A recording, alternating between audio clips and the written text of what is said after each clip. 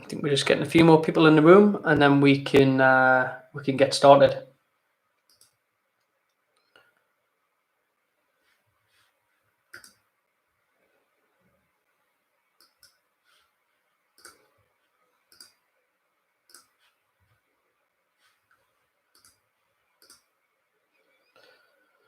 Hello, Ibrahim. Nice to join. If you've got any questions, obviously you can dive in straight away now before the rest of the people get into the group, and then we can get going.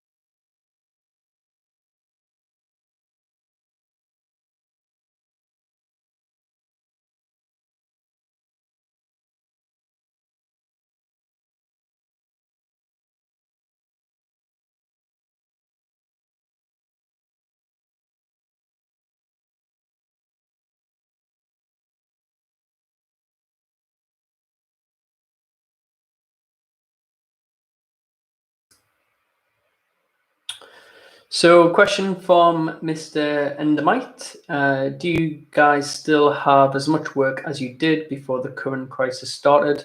Great question. No, we don't. Obviously, things have dropped off a little bit. I would say probably around about by 40% in terms of live vacancies. It depends what type of niche market you're in. Now, a lot of this is quite temporary because pretty much a lot of the world is on just some sort of pause right now. I'm quite confident things should go back to some sort of normality in the next few weeks.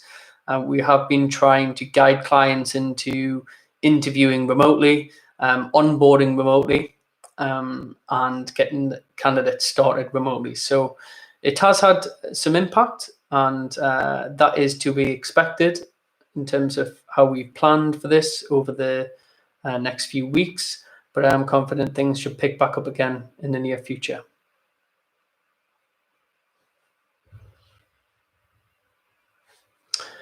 Ibrahim, thanks for joining. Your question is, how do I get into recruitment for teachers for global education, recruiting teachers in the UK for Middle Eastern teaching? How do I get started with this?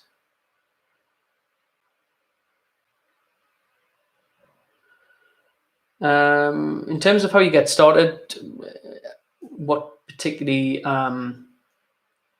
what's your first question? In terms of getting started, I would start mapping out the market in terms of your type of schools or teaching clients that you would need.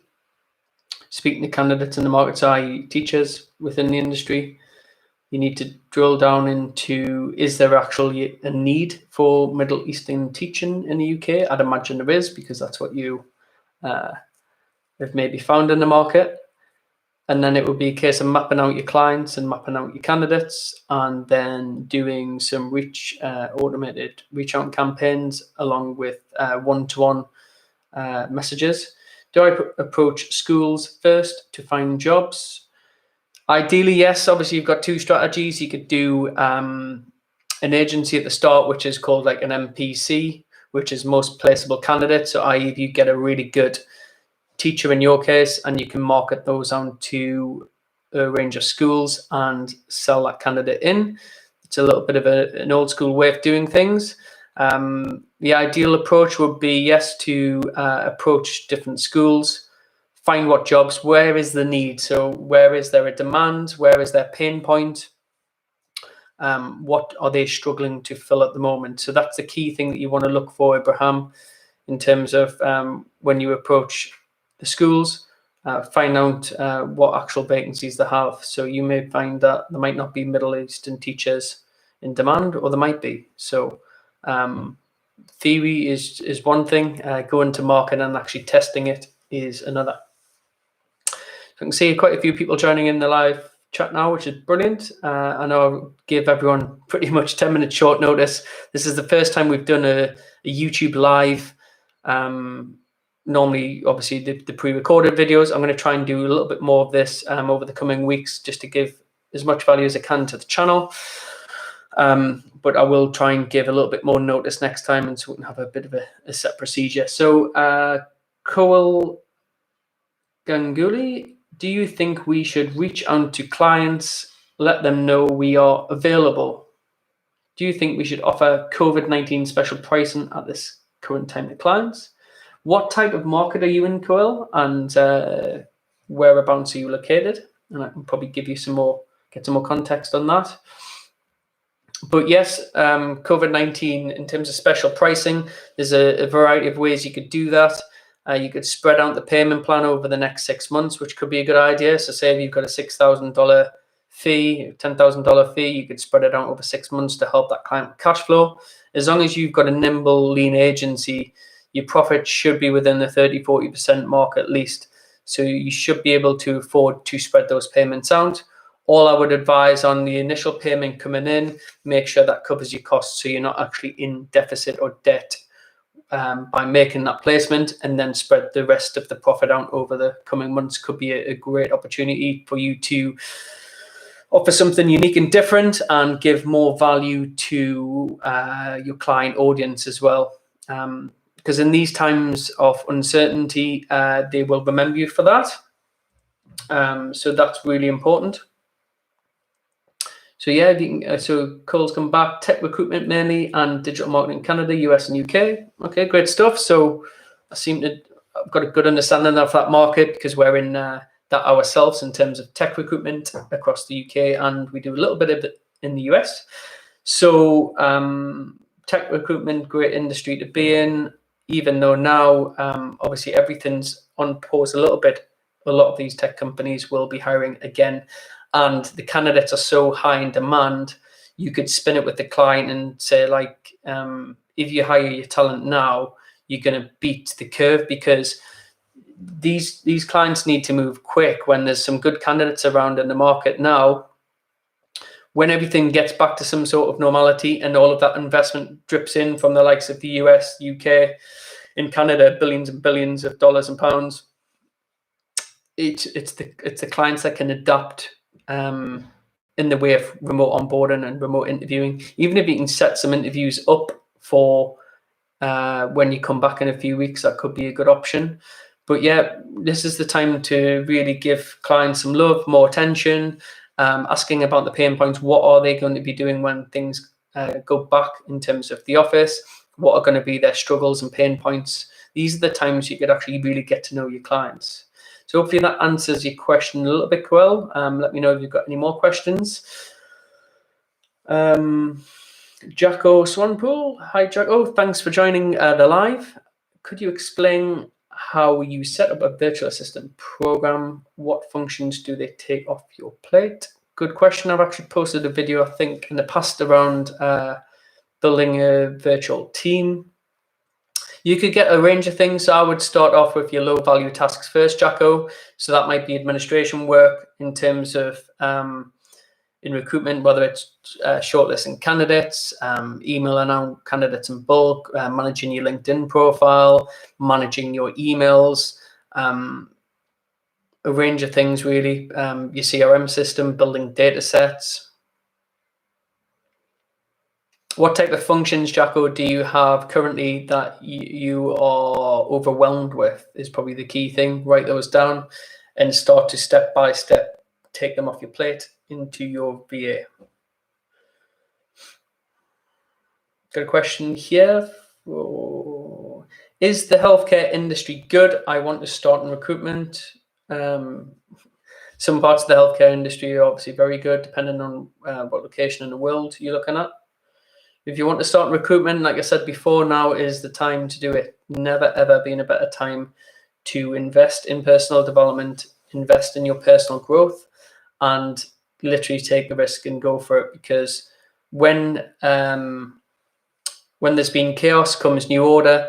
A lot of bigger agencies have actually took the big suffering for this because their overheads and costs are very, very high. So the lean, nimble, agile startups are the ones that will thrive in this economy. Thanks, Coel. Mr. Endermite, when should a completely new person to recruitment, what should a completely new person to recruitment focus on? What mix of calling companies versus finding clients would you recommend? Should you find candidates before you find clients? Like I said before, you've got two options. You've got the MPC model, which you can pitch in a most placeable candidate to companies. That's one way, which is sort of the old way of doing things. What I would call the new age client attraction method, which I teach in my program. One of those methods would be to build your Dream 100 list out and actually target companies with unique ways on how you interact with them, build relationships, reach out to them. So I would be finding clients first, Mr. Endermite, see what jobs you can get, and then look at the candidate base. No worries, Jacko. Let me know if you need anything else in terms of questions. Just wait for everyone else to join.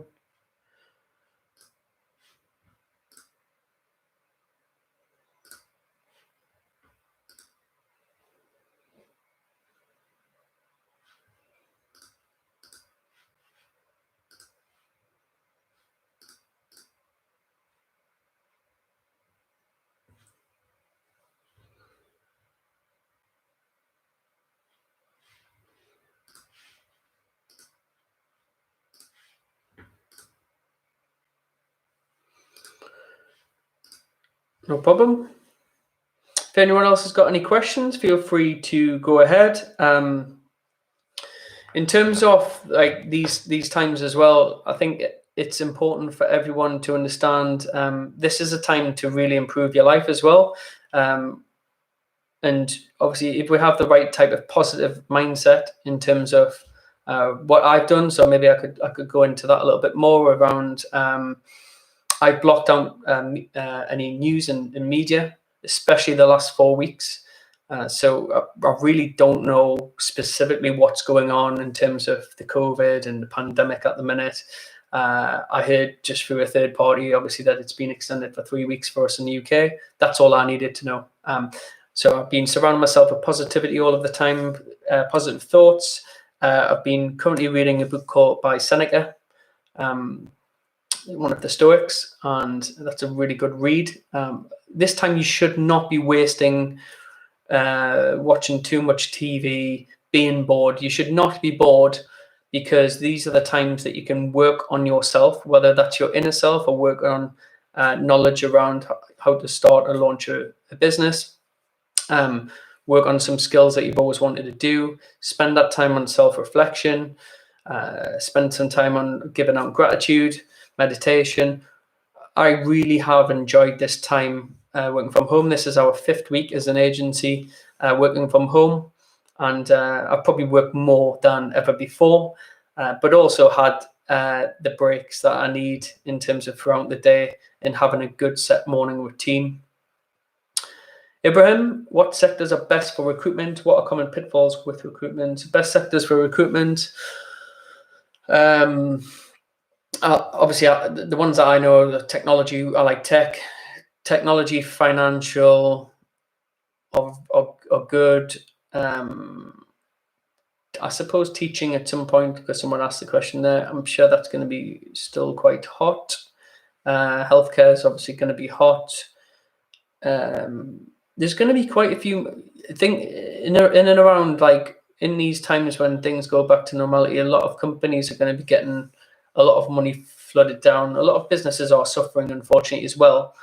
So having a lean and agile approach to being able to adapt to market conditions. So speaking to the market is going to be key. So having these chats with potential clients whilst they're at home, getting a feel of what noises are they making above from board level on what they're going to do when they go back to the office. Are they going to be growing aggressively? Looking at different investment pools as well. So there's a lot of websites you can check out in terms of what companies have had big investment. So all of the companies that have had VC funding and money flooded in, their number one focus is growth, and that's headcount growth. So if you can get into those type of companies that are going to be giving you that need to actually hire, and regardless of whether the business is making profit initially, they could be good, very good. Mr. Endermite, with tech recruitment, would you focus only on permanent, temporary, or a mix of both? I started off my agency in permanent, but what we've looked at now, and we have a contract department, temporary vacancies. I think a lot of transitions, a lot of companies are going to be scarred by this, and a lot of them are going to look for temporary resource to lower longer term overheads and costs. So they may look to increase just winning a project, outsourcing that to contract resource, and making their margin in between. Because a lot of agencies, particularly in our industry, when I say agencies, maybe digital agencies, marketing companies, tech companies, they normally make money on the margin when they outsource tech staff and to build a project or to build a solution. Now a lot of that will probably get outsourced, and they just want to win the business, outsource the work, make sure it's delivered, and make their bit on the margin in between. Even though the margin will be smaller because they would be using more expensive contract resource, it's less risky, as it were. So I would do both. You can make a permanent placement and make a good 5-10K on your first fee. So that brings in a lot more cash flow initially for little overhead. So if you're going to really raw start off, I would start off doing a permanent placement, but with a view to having a temporary solution as well. Hi, Joe again. So what are some of your great tools that you've discovered, e.g. LinkedIn automation tools, remote work tools, CRM, ATS? Some good questions there. So it sounds like you've probably already got your agency up and running, Jacko. So how are things going for you? In terms of great tools, yeah, LinkedIn automation tools, a lot of people have used different ones. LinkedIn have clamped down a lot on LinkedIn tools. So we constantly have to adapt and test and measure different tools. Some older ones we used to use, I think there was a one called LinkedIn Helper, which could automatically connect and reach out to candidates.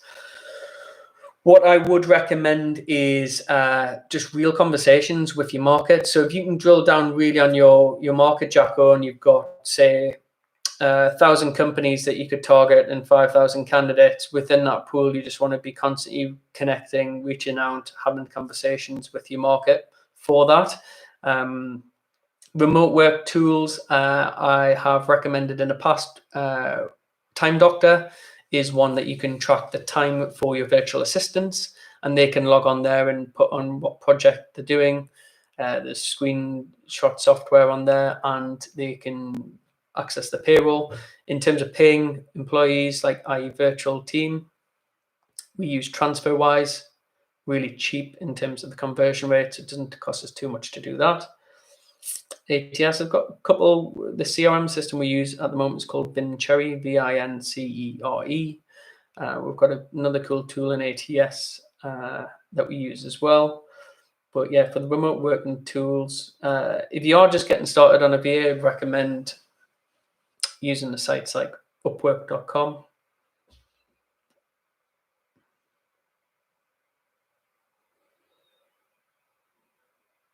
Hi, Jean. Welcome. So Jean's part of our 6-figure recruitment accelerator program. So welcome, Jean. Jean's been with us for the last few weeks. I know Jean's starting up a finance agency in Boston. So thanks for joining. Hi, James. Speaking of positive thoughts, I noticed you mentioned Tyler Buzz as one of your influencers. What do you think about him, and have you joined his program? Yes, I've met Ty a few times. I've done one of his programs, I think 5-6 years ago. The reason I give Ty credit was he got me into reading books. So now I always read at least a book a week, if not more. Big advocate on knowledge is power, and this is the time to double down on reading books. In terms of his new programs, I'm not too sure, Gene. Like Ty is, he likes to be a mini celebrity, as it were. So I don't think he focuses all of his effort and work on actually building a really good program anymore. I think he has people in his team, or he has outside networks of influence that he partners or joint ventures with in terms of putting a program together. So I don't think Ty has too much actual hands-on influence within that. So it depends what you're looking for in terms of what you want to get out of. So maybe you could just enlighten me a little bit more, Gene, on what you are looking for in that. Mr. Endemite, as an established agency, how much time do you spend per client? I have a team that looks after the client, so I still go out and win the client the majority of the time, and then we hand that off to our delivery team or one of our senior consultants in terms of the client side. So not as much, but I will be spending a little bit more time with clients as I'm over the current few weeks, and as things go back to some sort of normality, re-establishing those relationships and keeping them strong and tight through this situation. Many clients have the objection that they pay a lot for what they actually get. I understand that you offer more value through your processes, etc., but I'm curious how much time actually goes into finding the candidate when you're established. Depends, like it's knowing where to hit the nail with the hammer, as it were. Sometimes you could find a candidate within 30 minutes. It could take you 30 to 60 days. So it really does depend, but the more you specialize in your niche, you really get good at it. You map out the candidate market, you consistently engage with that market passively with different marketing strategies, campaigns, and outreach methods that, again, like something we teach in the program. Like that's the type of thing where it gets quicker and quicker being able to find the candidates once you keep specializing in that market.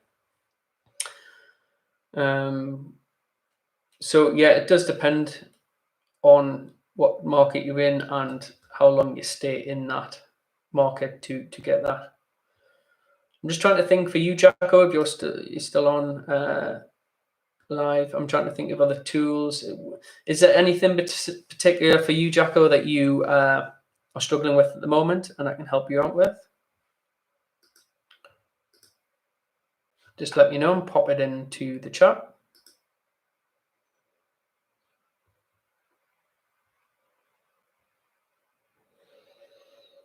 Again, like I said before, what's the ATS has come? Okay, ATS. Which one are you using at the moment, Jacko? So, because we've tested quite a few, so I can give you some feedback on what works well and what doesn't.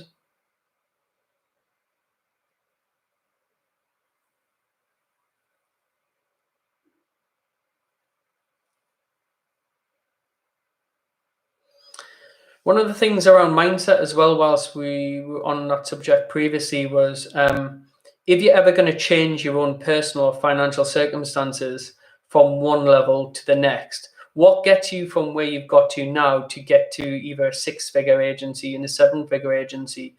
You need to accept some things that you need to undo in terms of your mindset and your brain, because you'll constantly be drilling up to a barrier that you can't get through. So unlocking that barrier is a lot around like mindset and rewiring your brain, rewiring your limited beliefs around certain things. So you do always need, that's what I always recommend, getting mentors, investing in programs, whether it is like my program or someone else's. Like these help you push through the barrier that is limiting your success. It's called like mental anchors, as it were. So you need to get rid of negative people around you, whether that is your family. So one of the big things for me was like the friends that used to be my friends 5 years ago are not my friends today. Some core friends that I've got that are still have good core values, I'm still with, but I cut out a lot of noise, a lot of negativity. I do not like being around negative people at all. So if people have got negativity in terms of moaning all the time or thinking everything happens against them, etc. You need to eliminate that from your life, because to get yourself to a 6-7 figure agency owner and to be successful in life, you need to surround yourself with successful people. That doesn't necessarily mean financially successful people, but successful people in life. Do they have a quality life? Do they have a strong mindset? Do they have the right type of belief system that matches yours? Are they in a position where you would like to be that type of person? These are all things that you need to consider when you are looking for your mindset, especially like in also like like the sort of mini recession that we're in now. Remember, businesses are going to be a little bit more nimble in terms of their cash, so you need to be able to add more value than traditionally just sending a CV. So when times are difficult, you need to double down on your marketing. But my belief is like now is the time to really double down in terms of your market niche on audience creation and actually giving value back to that audience. Really important as well. And always think to for someone to be a customer today, focus on ensuring that they know who you are and you're front of mind, and then you can sell to them later. Because attention at the moment, guys, is cheap. Cheap in terms of paid advertising has come really well down in price, but also on social media. There's never been more people online at the moment than ever before because everyone's working from home. Hi, Jacko. So we don't have a great ATS at this stage. South African one. Yeah. Good stuff, Jacko. I hope all's well, by the way. I know we've spoke in the past. I know you're out in South Africa at the moment, so I hope you and your family are all safe. The one that we use might not be relevant for you because it is quite expensive, that one, Jacko. It's like $5,000. So I probably wouldn't recommend that one at this stage. There's other ones like Job Adder, I think is quite easy to start with, and I'm sure it's only $99 a month. It could be a good one. At the minute, it depends how many jobs you've got on as well. Clients are king, so I would be focusing on having a client automated campaign and new age client attraction method that you can attract clients on demand. That's your number one thing, especially in this current climate. If you've got lots of jobs on and you struggle to manage them, then you worry about the ATS. But the main thing is making sure your client funnel is nailed, so you've got high paid clients consistently. Cool. Does your agency offer contract staffing? Yes, it does. As in, do you handle payroll on behalf of your client? If so, how complicated is managing that? Or do you recommend outsourcing the payroll component? We have my PA stroke office manager manages the payroll side, but we do use third-party suppliers to outsource the payroll as well. And I would recommend doing that, Coel. Don't get bogged down in stuff like admin, because you'd make more money generating more money by doing more deals, winning more clients. Focus on what you're good at, outsource the rest. That's what I would recommend, and especially having a lean model throughout. I think a lot of agencies are going to change and move towards an outsourcing model. Ones that had it in-house, yes, they save costs longer term, but they're going to be probably trimming the fat, as it were, in terms of headcount and staff. And like I said before, same as projects, just making money on the margin and just going on to the next one. Bradley Robinson. Hi, Bradley. Hi, James. What are your thoughts on the following? So I'll just wait for your actual question coming through, Bradley. Someone else, IMTV. Do you use Octopus? I looked at, we reviewed and demoed Octopus a while ago. I think a year and a half, 2 years ago. They had quite a good deal, actually, and I'm sure sure it wasn't too bad, but I can't give a definitive answer if it's great or not. I'm just going to double check. So octopuscrm.io. Yeah, just to remind, the all-in-one marketing software for LinkedIn. Oh, okay, is that the automation tool? Sorry, I thought you meant it's a CRM system. So this is like a LinkedIn outreach tool. There's so many about, to be honest. So I'm not too sure. Like I said, you just need to be really careful because LinkedIn are clamping down a lot on automation software. So the last thing you want to do is lose a 10,000 plus connections account for the sake of the automation tool. So make sure it's tried and tested, and ideally not a Chrome extension because they're the ones that they can track quite easily. Use automation software? Yes, we do. We use a variety of different certain tools. Hi, Bradley. What are your thoughts on the following? Starting your own business whilst employed at an existing agency. Tricky question because you do need to honour the contract that you have with your current employer.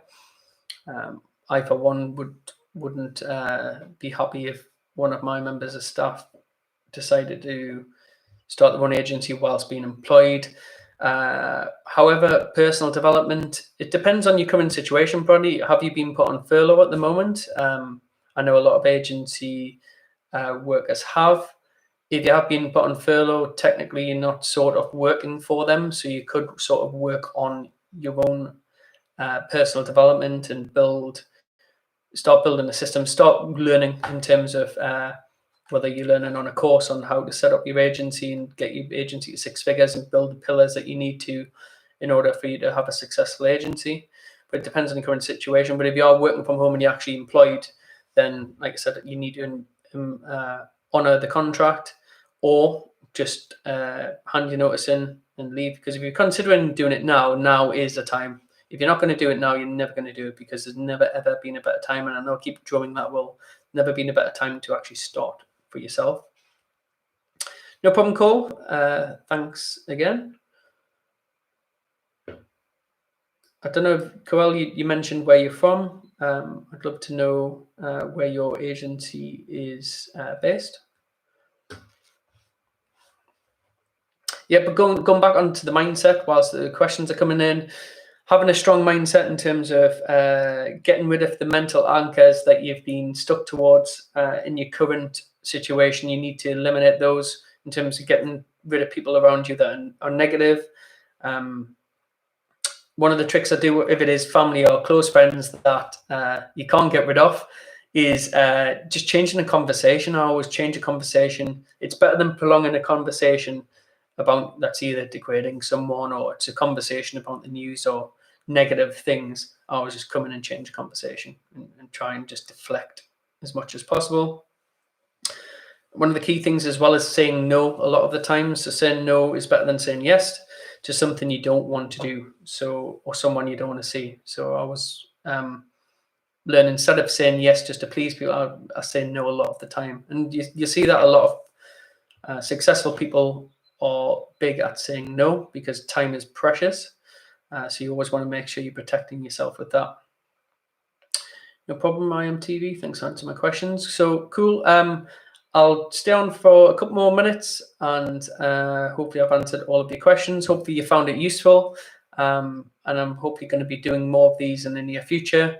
Next time I'll try and give a little bit more notice than I think I give 10 minutes notice, and we've had a good amount of live attendees, which is great. But I think next time we'll try and do it in an ideal time for everyone with more notice. So the question coming in, for someone who never worked in recruitment, but I run my own business, what steps would you recommend I take to switch to recruitment? Any courses aside from Entrepreneur James, of course? What steps would you recommend I take to switch to recruitment? The hard part for you is going to be, the good thing is you've owned a business before, which is good. So you've got that entrepreneurial mindset and you understand probably the basic fundamentals for running a business. The key thing you need to learn is recruitment. So books I would recommend would be Search and Placement by Steve Finkel. He was one of my Bible books being a recruiter. You need to understand the fundamentals of recruitment, I would say, and also have a strong niche. So the people that are generally successful in growing a recruitment agency are recruiters that have been average to good, working for someone else, and then move on and work for themselves. Or what I would call industry experts, someone that's specialized, might be a financial consultant or an accountant, and then sets up an accountancy recruitment agency because they've got the contacts and they've got a good understanding. So it's hard if you haven't got either. It's not impossible, but you would I would 100%. You need advice from someone, or you need some sort of step-by-step blueprint, as it were, to follow, to make sure you've got a higher odds of success rate. Because, as we all know, 95% of businesses fail within 5 years. So the only 5% that get through it, I would say the high majority of them have had mentors, they've been on masterminded courses, or they've learned from someone that's been there, done that. It's very important. My intention would be to hire within the industry I'm in. So thank you. I appreciate that answer. Yep, cool. Yeah, hire an industry expert would be the answer, which is good. So we'll wrap it up for today's session. Hope you found that useful. If you haven't subscribed already to my channel, please do. Appreciate all of the followers that we have so far, and I'll catch you soon.